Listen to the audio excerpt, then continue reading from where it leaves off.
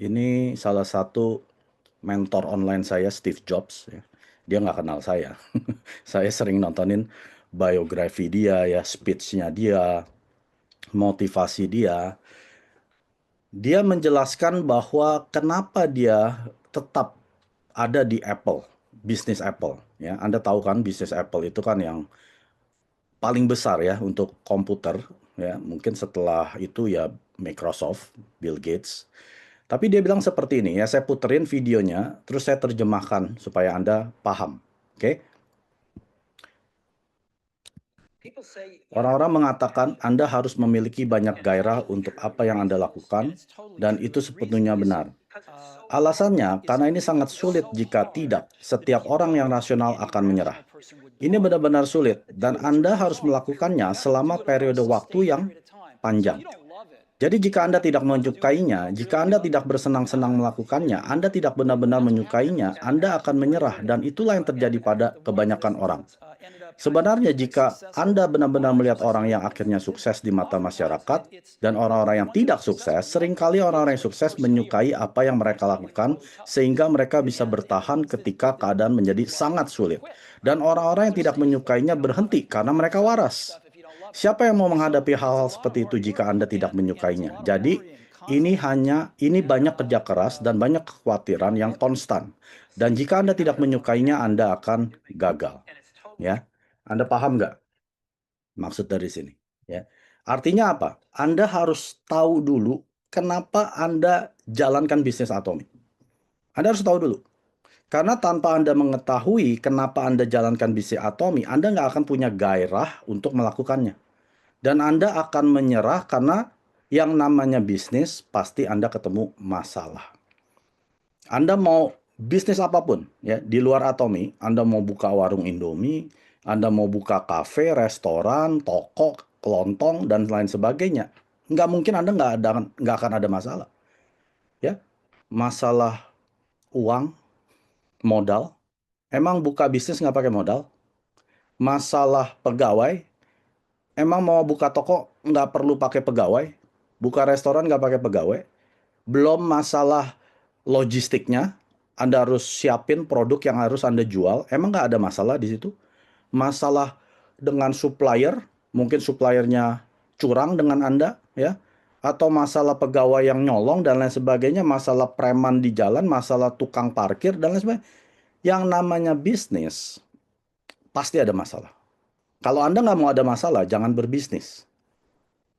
Ya, Anda belajar dari seorang bilioner dari Cina, itu namanya Jack Ma.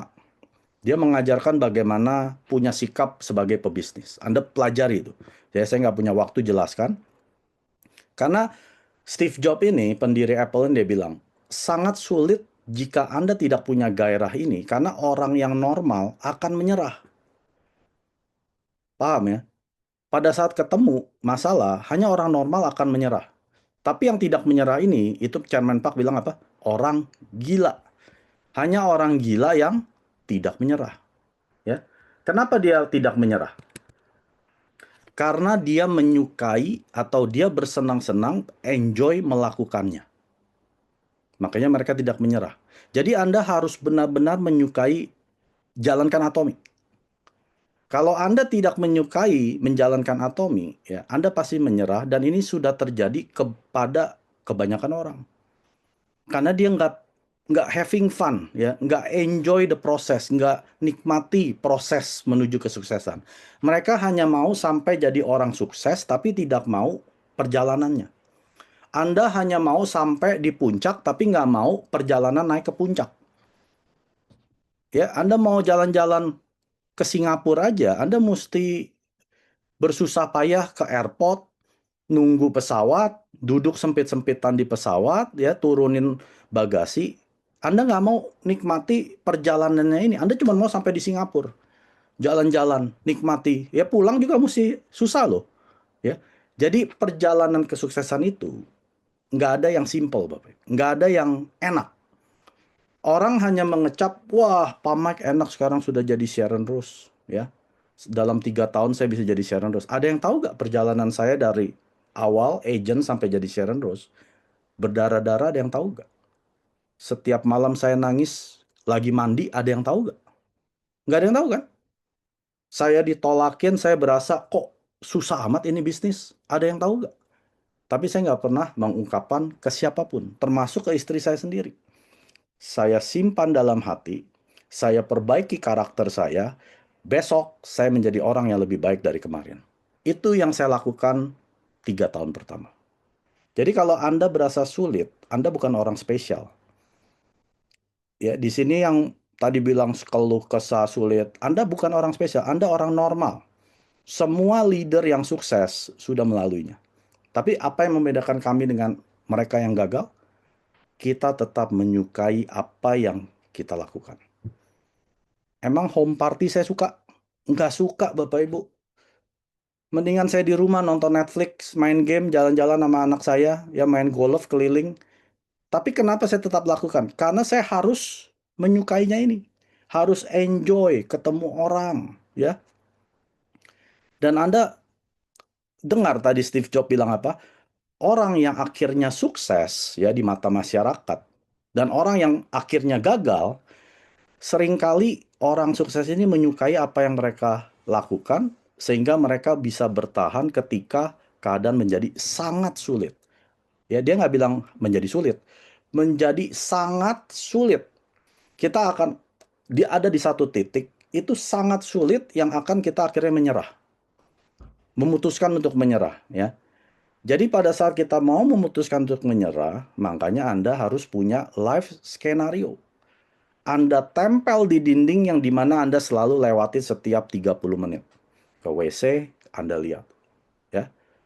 Mau ke kamar, ruang makan, Anda lihat lagi tuh. Oh iya, saya mesti mencapai impian ini. Anda harus tulis, tempel, Anda print, Anda cetak segede mungkin. Jadi kalau Anda pada saat di keadaan yang paling sulit, yang pilihannya hanya menyerah atau terus jalankan, Anda ingat lagi. Saya harus sekolahkan anak. Perlu uang 50 juta uang pangkal. Saya harus belikan rumah untuk mama saya atau papa saya yang usianya sudah lanjut. Saya harus buktikan kepada nenek yang saya sayangi, ya. Saya harus umrohkan, pergi ke tanah apapun itu. Anda tulis hurufnya besar semua. Sampai Anda dari 10 meter bisa baca.